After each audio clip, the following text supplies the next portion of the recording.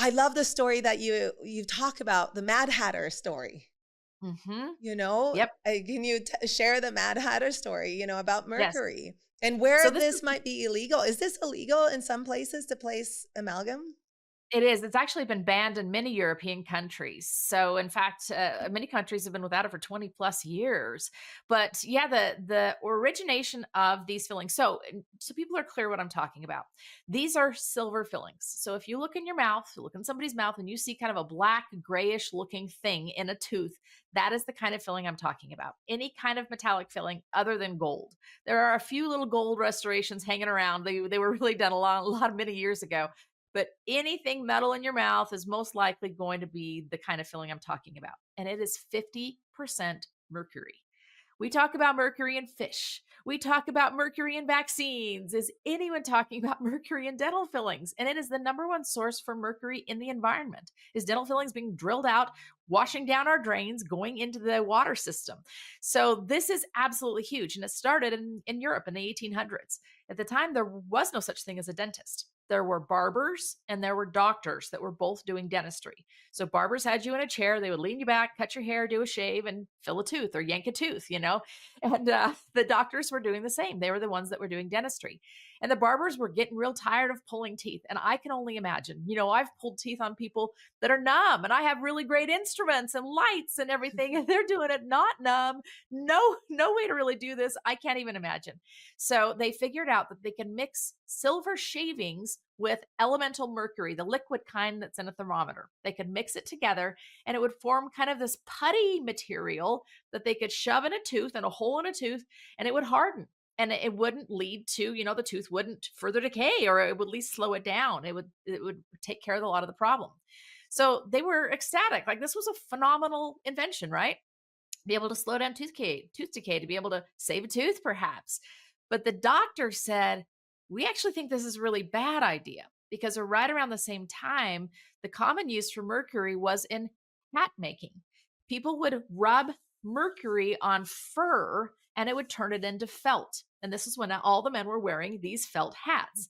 So they were using mercury to make felt hats. Well, what was happening is these young men who were doing this procedure with this mercury on the fur, they were getting what they would call Danbury shakes. They were shaking so bad they couldn't feed themselves anymore. And these were young 20-something young men. They couldn't walk. They looked like they were drunk when they were walking. Their speech was slurred. So they started calling them Mad Hatters, because they literally looked and acted like they were mad.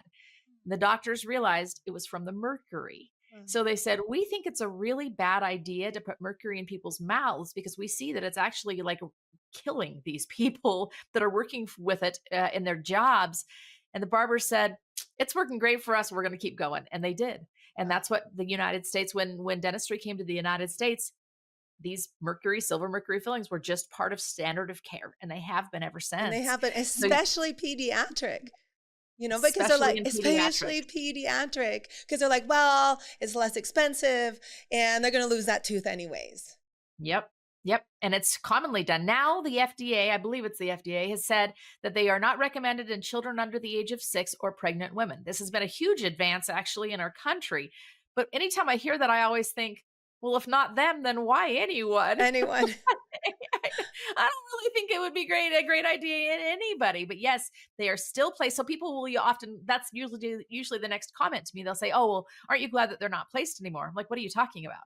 They're placed every day, all day long, in dental offices throughout the country. Oh, This yes. is standard of care, particularly in lower demographic areas, places where dental insurance is really the only way people are able to pay for care, or Medicaid, particularly. Usually, these silver fillings are the fillings of choice that Medicaid will pay for, which is really, to me, a tragedy. So these are still being placed every day, but not only being placed, they're being removed every day, because these fillings actually crack your teeth. They create all kinds of, you've seen it, Yes. they create all kinds of cracks in the tooth. There's new decay underneath them. They lead to all sorts of tooth problems. So dentists, whether they understand this component about health or not, they're removing mercury fillings all day long, every day, because they're just ruining teeth and breaking teeth. And, they just, with wear and tear, they wear out. They have to be replaced. And not only So that, with the metal, it's like you can explain what it does as well with the 5G and everything. Is just energetically, it's just like an antenna for Yep. all of that, which causes inflammation in the body and, so many root cause illnesses. But, I feel there's just so much to cover, but with what I'm trying to do is empower everybody, start a movement, because if there's more patients asking about, okay, I don't want this metal anymore in my mouth,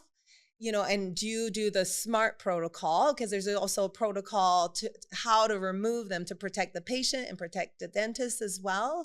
So it's like, it's supply and demand, right? How we can Yep. shift the Yep. career instead of Yep. starting with maybe, oh, the ADA and all this, let's start with the patient really asking. Let's start that movement. So this is why I'm trying to be an advocate as well. And I know, I pray a prayer of protection every day because there's people that are not going to like me doing that, you know, but I'd love for you Yep. to dive into as well.